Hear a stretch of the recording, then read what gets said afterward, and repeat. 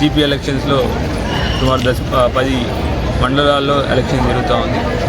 అన్ని చోట్ల 144 సెక్షన్ విధించడం జరిగింది. 163 BNSS. ఎవరు అంటువర్డ్ అనవసరంగా పర్మిషన్ లేకుండా గ్యాదరింగ్ అటువంటి వాటికి ఆస్కారం లేదు. మొత్తం ఇవాళ ఈ ఎలక్షన్ బందోబస్తుకి 1022 మంది దాకా మనం బందోబస్తుని వేసుకోవడం జరిగింది.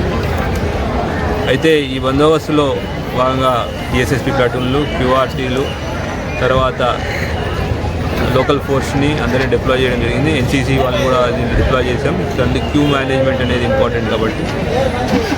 అయితే ఇక్కడ కొన్ని మన దగ్గర పెద్ద పెద్ద మండలాలు ఉన్నాయి. ఒకటి నందిపేట, తర్వాత బాల్కొండ, ఇంకా మోర్తాడు, ఇవన్నీ 8000 పైచులు కోట్లు ఉన్నాయి. వాటి గురించి కూడా స్పెషల్ అరేంజ్మెంట్స్ చేయడం జరిగింది. స్పెషల్ స్ట్రైకింగ్ ఫోర్స్ ఇవ్వడం జరిగింది.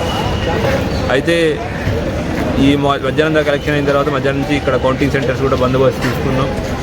అంత బ్యారికేడింగు, సఫిషియెంట్ ఫెన్సింగ్ అయ్యని ఇవ్వడం జరిగింది. సో దట్ ఎవరికి ఎటువంటి ఇబ్బందులు కాకుండా సైమల్టేనియస్గా మల్టిపుల్ వార్డ్స్ని చేయడానికి అన్ని వెసులుబాట్లు డిస్ట్రిక్ట్ యంత్రాంగం చేశారు. సో మీరు ప్రజలందరికీ విజ్ఞప్తి, వచ్చి మీ ఓటు హక్కును వినియోగించిన తర్వాత ఎవరి వారి ప్రదేశాలకు వెళ్ళిపోవాలని కోరుకున్నాం, ఎవరి వారి ఇంటికి వెళ్ళిపోవాలని కోరుకున్నాం.